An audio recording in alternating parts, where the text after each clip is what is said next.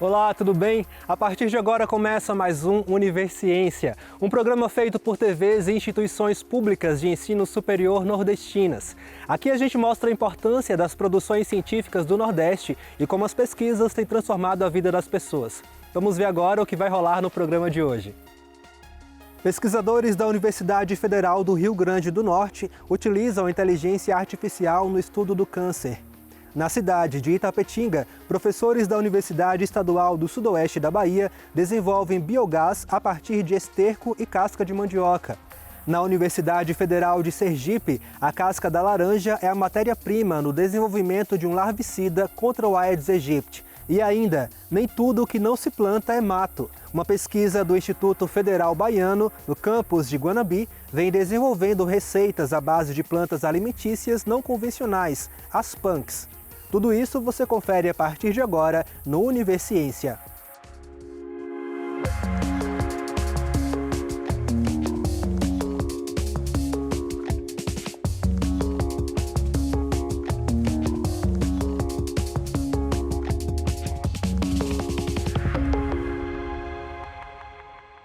Pesquisadores da Universidade Federal do Rio Grande do Norte estão utilizando inteligência artificial no estudo do câncer e os resultados têm sido promissores. Vamos acompanhar.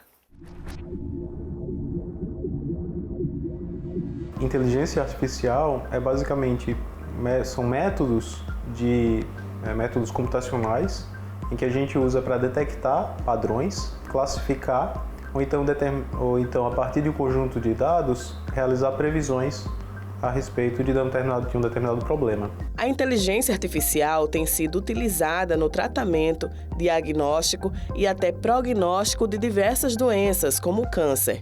No Instituto Metrópole Digital da Universidade Federal do Rio Grande do Norte, uma pesquisa busca prever a sobrevida de pacientes com câncer renal, usando a aprendizagem de máquina. O fato é que também é uma doença bastante heterogênea. Existem fatores internos e fatores externos que podem estar relacionados ao câncer renal. Mas dentre os fatores internos, nosso objetivo da pesquisa era exatamente mapear o que seriam as causas envolvidas que ainda não são bem conhecidas. E em particular, o uso da inteligência artificial ele veio colaborar com a nossa pesquisa. O nosso objetivo foi então selecionar quais desses genes corresponderiam a biomarcadores para determinar exatamente quais são os riscos envolvidos no avanço da doença. Dentro do genoma humano, nós temos um conjunto de genes que eventualmente podem ser alterados. Então, o nosso objetivo é exatamente identificar quais são os genes mais importantes dentro do processo cancerígeno e no avanço do câncer renal. O câncer renal é uma doença silenciosa que pode ser letal se diagnosticada tardiamente. A doença está entre os 14 tipos mais comuns de câncer no mundo, com mais de 400 mil diagnósticos e mais de 170 mil mortes em 2020, segundo a Organização Mundial da Saúde. A sobrevida, quando o paciente atinge metástase, a sobrevida desse paciente em 5 anos é de cerca de 15%. Então, é uma doença que, se negligenciada, ela realmente grave e pode ser letal. O trabalho utilizou dados públicos de pacientes de 2 projetos internacionais e contou também com o auxílio do Núcleo de Processamento de Alto Desempenho da UFRN. Dentro do nosso genoma, nós temos cerca de 20 mil genes, mais de 20 mil genes, que são codificados em proteína. Então, eventualmente, dentro da doença do câncer, esses genes eles podem ter sua função desregulada. Então, basicamente, no nosso estudo é investigar, além das contribuições já existentes na literatura, quais desses 20 mil genes poderiam estar sendo alterados. As nossas estratégias elas envolvem explorar dados existentes. Então, tivemos mais de 400 pacientes, informações do genoma de 400 pacientes, e com diferentes progressões do câncer. E daí, basicamente, avaliamos como esses genes estavam alterados e usamos estratégias de seleção de características, diversas estratégias computacionais, realizando procedimentos de treinamento de modelos matemáticos e predição desses modelos matemáticos para avaliar como esse comportamento, né, como o avanço da doença estaria relacionada com os genes desses pacientes. O resultado, né, foi a gente chegar em uma assinatura gênica, né, que inclui 13 genes que correspondem a genes que podem mapear o risco do avanço, né, e separar pacientes em baixo risco, risco moderado e alto risco. Então, basicamente, a função dessa assinatura gênica seria tanto no diagnóstico, quanto, eventualmente, no futuro, eles podem servir como potenciais alvos terapêuticos. Outra vertente da pesquisa investiga a função dos genes que não se alteram na evolução da doença. Quando a doença dá um nível metastático muito alto, a chance de sobreviver dos pacientes cai em 15%, cai para 15%. Então, a gente busca ver, no caso, como esses RNAs agem, esses RNAs não codificantes agem sobre a doença. Não só os genes codificantes, mas como os RNAs não codificantes. No próximo bloco, vamos ver como a casca da mandioca e o esterco bovino podem ser aproveitados na produção de biogás. A pesquisa vem de Itapetinga. A gente volta já já.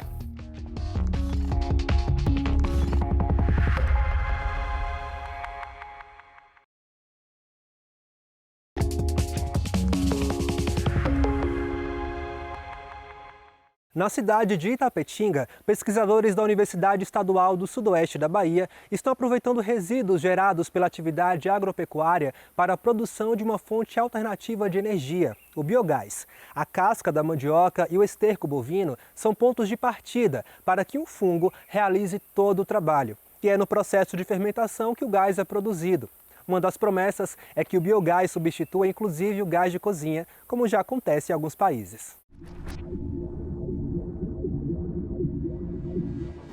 A pesquisa ela surgiu como uma parceria, né, nossa com outros professores aqui do campus e de professores também da Universidade Estadual de Santa Cruz, né, no sentido de darmos uma atenção maior à cadeia produtiva da mandioca. Então, a gente sabe que a nossa região é uma região que tem bastante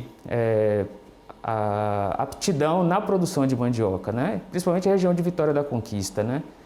Então, assim, a gente sabe que os produtores eles acabam tendo uma geração de resíduos nessa produção de mandioca, seja para a produção de farinha, seja para a produção de biscoitos, né? Então, como que esses produtores da região poderiam utilizar essa mandioca dentro da sua propriedade para algum benefício, né? Essas cascas, esse excedente de cascas, de pontas, né, que não são aproveitados e que basicamente são descartados sem uma utilização mais nobre. Então a gente faz aí um consórcio entre mandioca e esterco animal, certo? E para melhorar a capacidade de produção desse biogás, né? O biogás é um gás produzido naturalmente na natureza, que é decorrente da decomposição da matéria orgânica, né? É um gás que ele é amplamente utilizado na geração de energia. Então ele pode, em diversos aspectos, gerar energia tanto na forma de calor como na forma de energia elétrica. Então, o interesse nosso nesse sentido é dentro desse nosso atual contexto de bioenergia, que se fala tanto, que é a energia a partir de fontes renováveis, né? No caso, ele é um gás que ele é obtido a partir da produção por micro-organismos, né, por bactérias, que tem a capacidade de produzir o gás metano, que é um gás que é combustível. Esse gás metano, ele pode ser utilizado, por exemplo, para queima em motores a combustão, em fogões, em caldeiras e até mesmo, através dessa queima, gerar energia elétrica. É uma tecnologia que já é amplamente utilizada em alguns países, como China e Índia, e até mesmo países mais desenvolvidos, como na Alemanha. A Alemanha é um dos países onde essa tecnologia é mais avançada atualmente. No Brasil, nós, infelizmente, ainda estamos engatinhando nesse sentido. Durante o processo de biodigestão, como a gente já falou, é gerado o biogás. Esse biogás é utilizado como fonte de energia, então, tanto para a geração de calor, como também para a geração de energia elétrica. Então, aqui nós temos o tratamento controle, que é apenas o esterco puro de bovino, de vacas. Aqui nós temos o tratamento 1, que é o esterco bovino com a casca de mandioca, sem fazer nenhum tratamento nessa casca. E aqui nós temos o tratamento 2, que é o esterco bovino, que ele foi acrescido da casca de mandioca que foi fermentada pelo fungo. Então, esse tratamento 2, ele conseguiu ser cerca de 6 vezes melhor do que o tratamento apenas com a fezes, o esterco bovino, 6 vezes maior volume de gás e cerca de 4 vezes mais do que o tratamento 1, que é apenas a casca de mandioca se fermentar. Então, a utilização do fungo como pré-tratamento para a casca conseguiu gerar para a gente um biogás em melhor qualidade, com maior teor de metano, e um biogás com a maior quantidade também. Então, melhorou em qualidade e em quantidade o biogás produzido.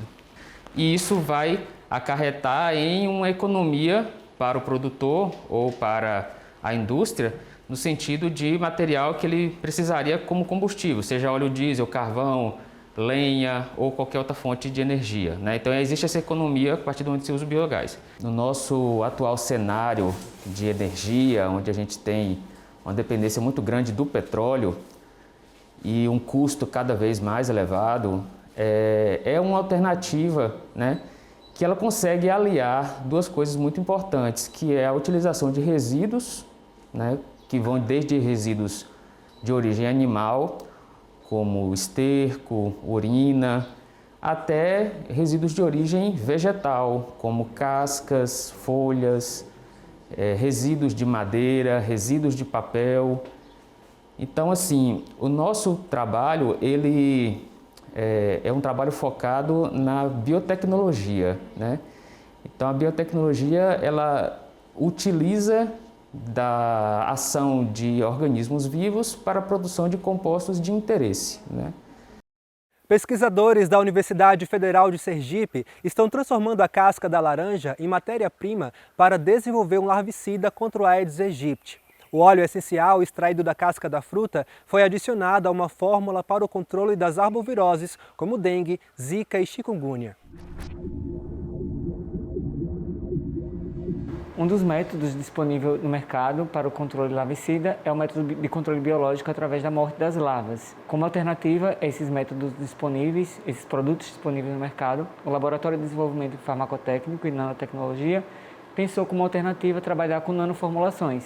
Com relação aos produtos naturais que nós utilizamos como fonte de atividade biológica para o desenvolvimento de produtos com atividade larvicida, nós podemos citar os óleos essenciais, que são produtos de extração de algumas folhas, de algumas cascas, de plantas medicinais e de alguns frutos, a exemplo da laranja. Então, nós trabalhamos bastante com o óleo essencial extraído da casca da laranja. A casca da laranja, que é um subproduto do descarte da indústria alimentícia, essa casca ela tem propriedade de ser rica em óleos essenciais. Esses óleos essenciais têm propriedades biológicas descritas na literatura com inúmeras atividades, dentre elas, como a linha de pesquisa aqui do laboratório, a atividade larvicida. Com relação à casca da laranja, o que nós podemos destacar como vantagem de uso é a sua própria composição. O óleo essencial da laranja, ele é rico em D-limoneno, numa faixa acima de 90%. E, adicionalmente, a gente pode destacar a questão da casca da laranja ser um resíduo. A casca da laranja ser um resíduo que pode ser utilizado como substrato para a extração do óleo essencial e esse óleo essencial, por sua vez, ser utilizado como uma matéria-prima para o desenvolvimento de produtos com atividade larvicida para o controle do Aedes aegypti. A gente pega a laranja, faz a limpeza, descasca a laranja e essa casca da laranja a gente coloca para secar em uma estufa específica por um prazo determinado. Após esse prazo determinado, a gente tritura essa laranja com um moinho de facas e faz uma extração através de um destilador tipo Kleber, para a extração do óleo essencial.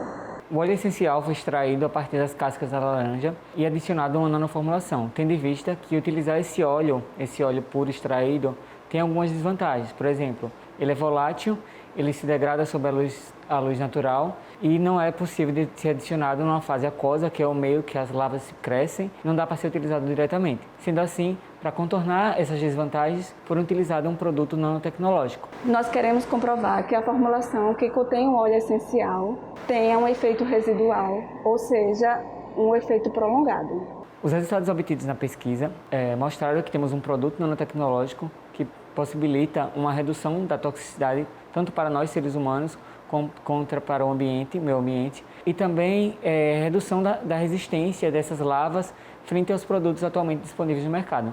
A geração de conhecimento dentro dessa linha de pesquisa, controle de Aedes aegypti, que nós estamos trabalhando ao longo do tempo, ela apresenta uma importância do ponto de vista social, uma vez que, no contexto da composição dos sistemas, das formulações que nós desenvolvemos aqui em nossas atividades de pesquisa, nós trabalhamos com substratos que são comuns do dia a dia da população. A partir do momento que a gente trabalha com um produto de extração da casca da laranja, a comunidade, de uma forma geral, já tem um certo conhecimento a respeito das atividades desse óleo, como repelente, para expelir mosquitos. Então, a gente termina entrando em algo que é do conhecimento popular e que traz esse conhecimento popular com a população que o detém para uma aproximação dentro desse desenvolvimento de pesquisa científica e tecnológica que nós desenvolvemos aqui em nossa rotina laboratorial. A seguir, as plantas alimentícias não convencionais estão sendo cada vez mais estudadas e novas espécies vêm sendo descobertas, uma alternativa que pode ajudar no contexto da fome e desnutrição do país. A pesquisa vem do Instituto Federal Baiano de Guanambi e a gente acompanha tudo logo depois do intervalo.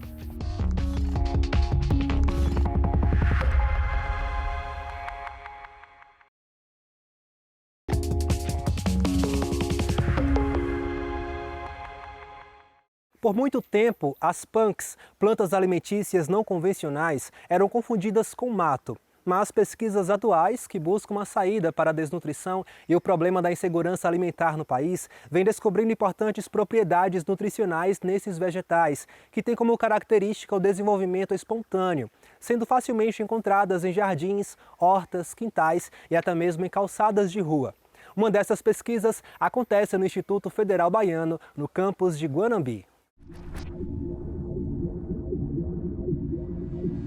Então, punk significa planta alimentícia não convencional. Então, foi um termo criado por Valdeli Knupp, em que ele fez uma tese lá em Porto Alegre e depois desta tese disseminou o termo pelo Brasil todo. Hoje ele tem canal no YouTube e tudo, estimulando outros pesquisadores. Então, só para vocês terem ideia, eu estou aqui segurando uma punk que chama Beldroega, que é Portulaca oleracea, né, o nome científico, e outra planta aqui que é o caruru ou cariru em algumas regiões. Então, essa planta, por exemplo, é considerada como mato. Embora ela não ela não compete com outras plantas, mas se utiliza, né, herbicidas para que essas plantas se extingam. Entretanto, ela é altamente rica em antioxidantes, em vitamina A, vitamina C e até ácido retinóico.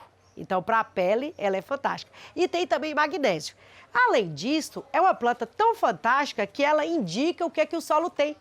Então, solos que têm Beldroega são solos de alta fertilidade. solos que têm matéria orgânica e nutrientes, né? Consequentemente. Então, a partir disso, nós pensamos um trabalho integrado de ensino, pesquisa e extensão.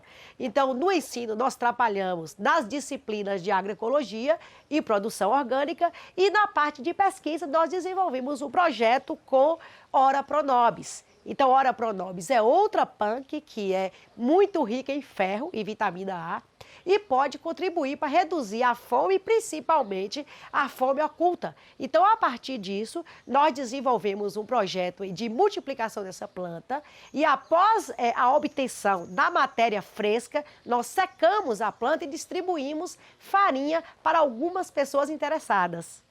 E, a partir desse contexto todo de interesse das pessoas e de importância das punks, nós fomos convidados para desenvolver alguns produtos à base de punks.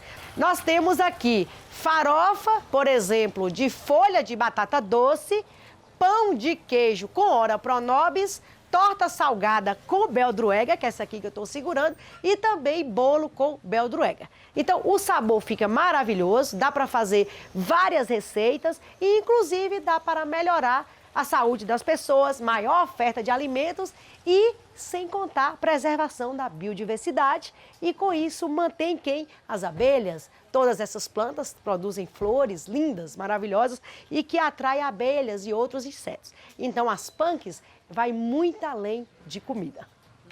Com a fome e também a redução, né, da renda das famílias, o que é que acontece? A disponibilidade que é acessível a essas pessoas são alimentos que não são nutritivos. Então, já tem pesquisa provando que uma parte da população está consumindo ultraprocessados e que esses alimentos não têm todos os nutrientes necessários, não têm todos os antioxidantes necessários.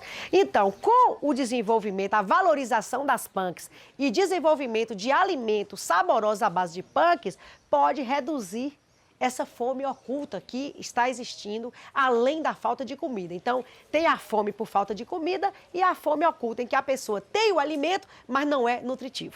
Nós estamos no primeiro passo.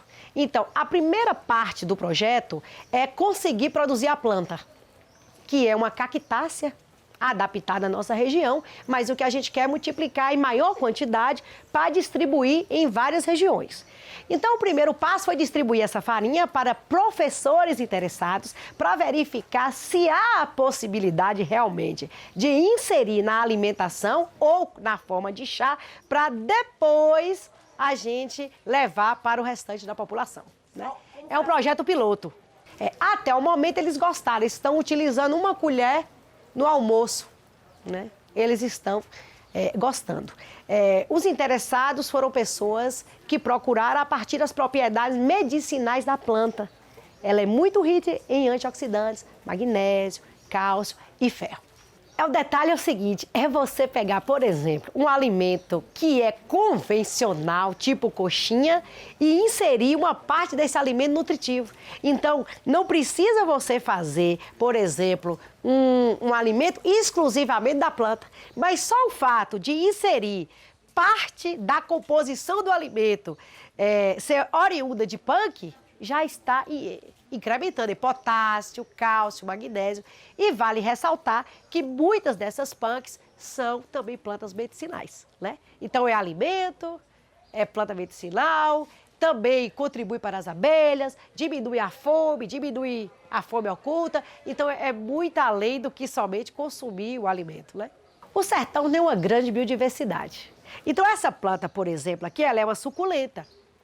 Então, ela tem uma mucilagem, quando a gente quebra aqui, a gente observa que tem uma mucilagem e ela consegue resistir no início das chuvas, aumenta muito essa planta, mas ela consegue resistir um tempo depois, quando cessa a chuva. Então, isso é bom porque não precisa plantar, não precisa adubar, não precisa molhar. Então, é uma planta que está disponível, só precisa fazer o quê? Para aumentar a quantidade, preservar, diminuir o uso de herbicidas.